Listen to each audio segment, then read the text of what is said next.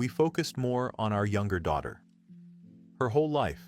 So when our older child asked her grandparents to walk her down the aisle instead of us, we felt betrayed and tried to stop the wedding before it happened. I'm posting here because I honestly don't know when parenting turned into this version of rewriting history, where parents are villains for making practical choices. My husband Mark and I have two daughters, Emily, 33, and Sophie, 28. They have always been very different people, even as children, and I feel like that context matters more than people want to admit. Emily is our oldest. From the time she was little, she was responsible, quiet, and extremely self-sufficient. She didn't need to be reminded to do homework. She didn't melt down over small things. She could entertain herself for hours. Teachers praised her constantly for being so mature. Family members called her an old soul. She rarely asked for help and didn't seem to want it either. Sophie, on the other hand, was the opposite. Emotional, anxious, sensitive, and easily overwhelmed. She struggled in school. She needed reassurance constantly. She had trouble regulating her emotions and required a lot more attention and hands-on support. As parents, we responded to what our kids needed. Sophie needed more, so she got more. That wasn't favoritism. It was triage. Anyone who has parented more than one child knows you don't give identical attention. You give appropriate attention. Emily didn't need the same level of emotional labor because she was capable and independent. We praised her for that. We trusted her. We leaned on her maturity. I truly believed that was acknowledging her strength, not neglecting her. Emily never complained much growing up. If we had to miss one of her events because Sophie was having a meltdown or a school issue, Emily would shrug it off and say she understood. If Sophie needed help with homework, Emily would already have hers done. When Sophie needed extra reassurance, Emily would disappear into her room with a book. We told ourselves, and her, that she was strong, that she could handle things, that she didn't need us hovering, and she seemed to agree, or at least didn't argue. Looking back, people want to say her silence meant hurt. At the time, we saw it as acceptance. You can't parent based on assumptions that someone secretly feels something they never express. Another factor people are now pointing fingers at is my parents. Emily's grandparents. Helen and George have always been very involved grandparents, especially with Emily. They attended her school events, recitals, graduations. They helped her financially at times, especially when she was in college and starting out. They were proud of her and vocal about it. I didn't see this as them filling a void. I saw it as grandparents doing what grandparents do. We never told them not to be involved. We didn't think it was a problem.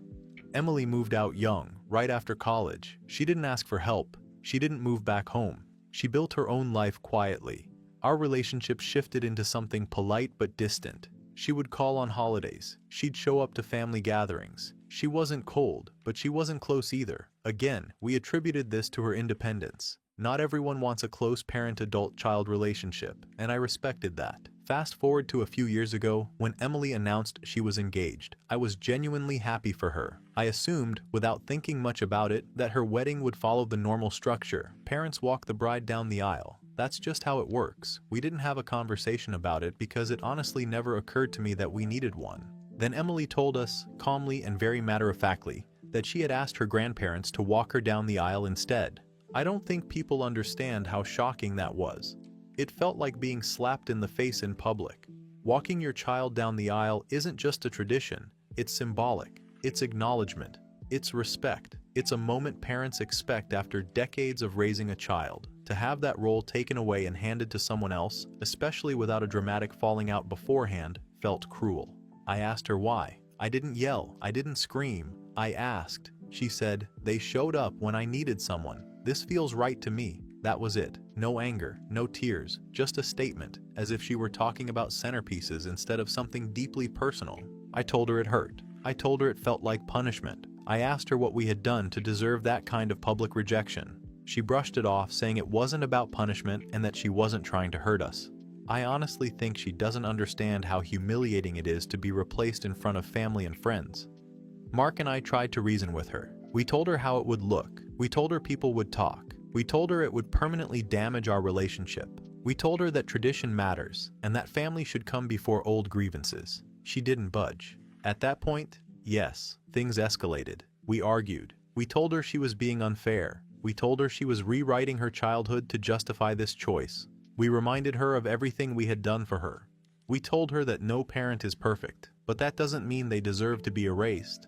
When that didn't work, we told her that if she went through with this, we would reconsider our involvement in the wedding altogether. Financial support was brought up, attendance was questioned. We were hoping, maybe foolishly, that she would realize how serious this was and reconsider. She didn't. The wedding happened. Her grandparents walked her down the aisle. Mark and I attended, but I won't pretend we were okay. It felt like sitting through a ceremony where we were being silently accused of something we never agreed to. Extended family noticed. People asked questions. Some of them took Emily's side immediately. Others stayed neutral. But the message was clear. We were the problem. Since then, Emily has pulled away even more. Contact is minimal. Conversations are surface level at best. Holidays feel awkward or are skipped altogether. Meanwhile, people are acting like this was some brave boundary-setting moment on her part, and not an unnecessarily hurtful decision that fractured a family. I truly don't believe we were bad parents. We did what we thought was right. We responded to our children's needs as they presented themselves. We didn't abuse Emily. We didn't abandon her. We didn't stop loving her. We just trusted her strength and independence more than Sophie's fragility. So I'm asking honestly, is it really betrayal to expect your child to honor you as parents, even if you weren't perfect? At what point does setting boundaries become rewriting the past to justify disrespect? Update 1. Well, I didn't expect things to get worse after the wedding, but they did. Immediately. Emily didn't storm out. She didn't send a dramatic message. She didn't post anything online. She just went quiet. At first, I told myself she was busy, settling into married life. That's normal. Newlyweds are distracted. But then days turned into weeks, and the silence didn't lift. When I texted, I'd get short replies hours later, sometimes the next day, sometimes nothing at all. Phone calls went unanswered. If she did pick up, the conversations were stiff and brief, like talking to a coworker you barely know. No warmth, no updates, no casual chatter, just polite acknowledgement. Mark noticed it too. He kept saying, "Give her time." But the truth is we both felt iced out. It felt intentional, punitive, like she was making a point by withholding access. Then the rest of the family started weighing in. It began subtly, an aunt asking how Emily was doing, then going quiet when I said I hadn't heard much. A cousin making an offhand comment about how strong Emily had always been, with a tone that suggested that strength hadn't come from us. Eventually it became direct. My sister told me flat out, "You always leaned on Emily being the strong one. That doesn't mean she didn't need you." Another relative said, "She basically raised herself emotionally."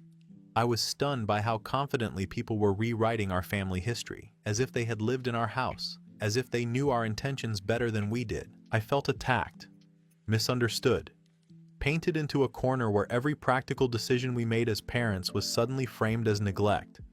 No one wanted to hear that parenting isn't equal, that some kids genuinely need more, and that you don't manufacture problems for a child who is coping well, just to keep things symmetrical.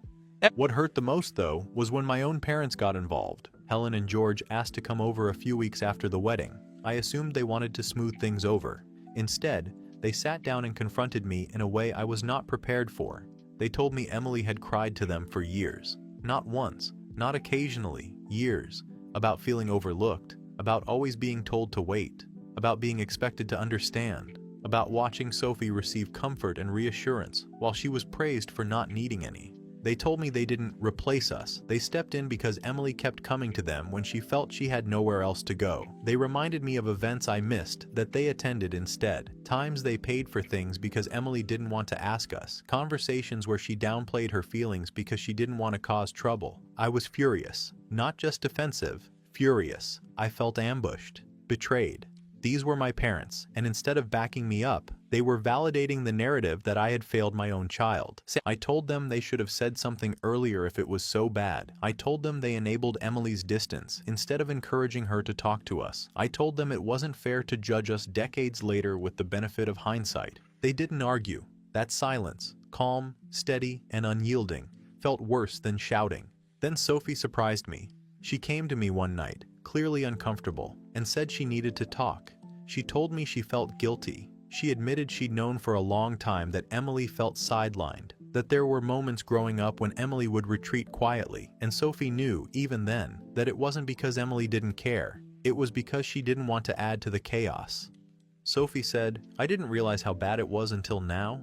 That sentence hit me harder than anything else, because Sophie was the one we had always framed as fragile, the one we were protecting, and now she was telling me that she'd seen the imbalance too. I didn't want to hear it. I told her she was being unfair to herself. I reminded her how much she had struggled and how much support she genuinely needed, but even as I said it, it felt thinner than it used to. After that conversation, I started replaying memories I hadn't thought about in years, not in a dramatic, guilt-ridden way, more like a slow, irritating realization that wouldn't leave me alone. The recital we missed because Sophie was sick. The sports banquet we skipped because Sophie had anxiety about being alone. The times we told Emily to be patient, to wait, to understand. The number of times we assumed she was fine because she didn't say otherwise. I still believe intentions matter. I still believe we did what we thought was best with the information we had at the time. Parenting isn't a courtroom where every outcome can be predicted or controlled. But I can't deny that the pattern is there, whether I like it or not. I tried to justify it again, to myself and to Mark. I said that Emily's independence was real, not something we imagined.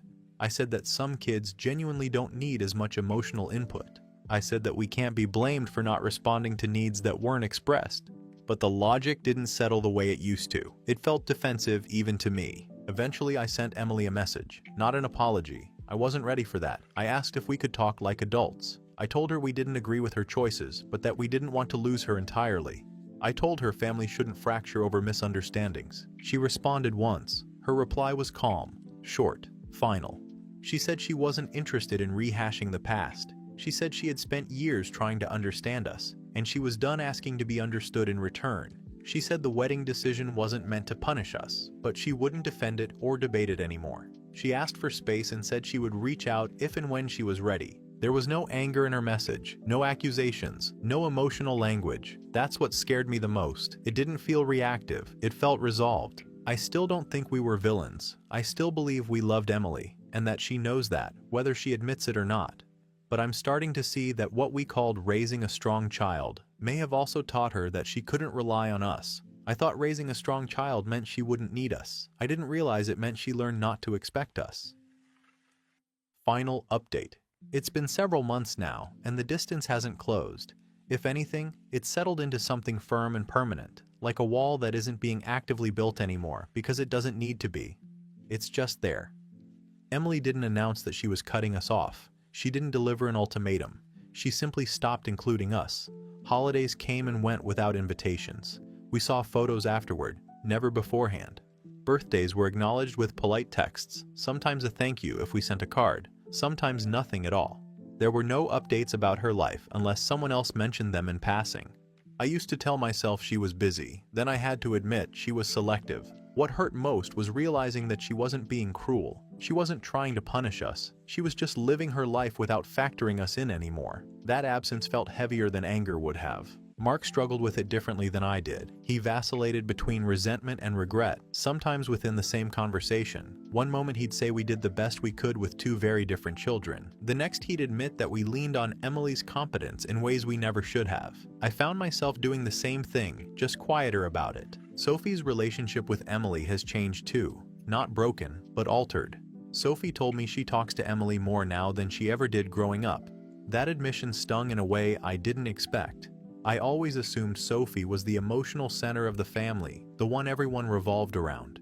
Realizing that Emily and Sophie were building something separate from us made me feel peripheral in my own family. I've had a lot of time to think about how we told ourselves the story of our parenting. We said Emily was independent, we said she didn't need much, we said she was mature beyond her years. All of that was true in a way, but it was also convenient. It allowed us to pour our limited emotional energy where it felt most urgent without confronting the cost of that choice. Sophie was centered emotionally. Her feelings were treated as signals that demanded immediate response. Emily's feelings, when they surfaced at all, were treated as manageable, something that could wait. And often, they did wait. Sometimes indefinitely. I can see now how often we praised Emily for coping instead of asking whether she should have had to. The wedding was the moment where that imbalance stopped being theoretical and became visible to everyone. Walking her down the aisle wasn't about tradition. It wasn't about appearances. It wasn't about disrespect. It was about who had been present when it mattered. That realization didn't come all at once. It came slowly, grudgingly, because accepting it meant accepting that we hadn't earned the role we assumed was ours by default. That's not an easy thing to sit with as a parent. I eventually asked Emily if we could talk, not to argue, not to convince, just to understand where we stood. She agreed to one conversation, with clear boundaries. No rehashing the wedding, no debating the past, just clarity. She was calm.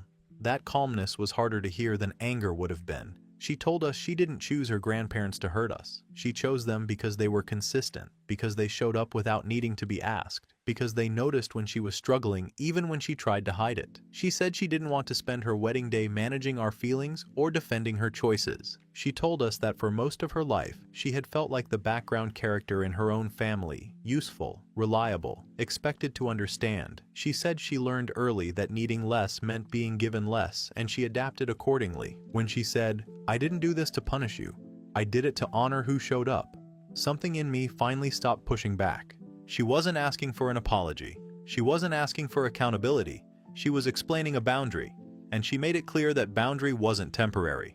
She said she needed distance going forward, not out of anger, but because maintaining a relationship with us as things stood required her to minimize her own experiences. She wasn't willing to do that anymore. There was no negotiation, no room for compromise, just a statement of fact.